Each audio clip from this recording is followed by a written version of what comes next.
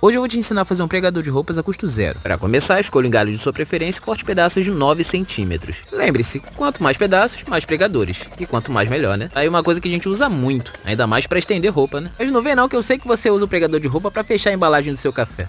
Pois é, eu sei. Eu também faço isso. É muito prático. Pregador de roupa é vida. Depois que você cortou os pedacinhos de 9 centímetros, você vai precisar ter vários cabitos, como diz minha filha de número 2. Esses cabitos vão fazer com que o pregador fique aberto. E para abrir esses galhos no meio, basta você pegar um canivete ou uma faquinha e bater no meio que ele vai abrir. Depois que você lascou o toquinho em dois, você pega o cabito, bota entre eles e pega elástico de escritório e passa eles para fazer a compressão. Igual eu tô fazendo aí no vídeo. Depois disso já vai estar basicamente pronto. Se você tá assistindo até aqui, essa é a hora de você curtir e me seguir, porque aqui tem sempre muita dica e projeto legal. Chegou a hora de testar. No meu caso eu fiz meia dúzia e deu para prender 3 peças de roupa. Olha, minhas roupas estavam secas, mas se tiver bolhada é mais fácil ainda. Conseguiu aprender e vai tentar fazer, comenta cabito e segue o perfil.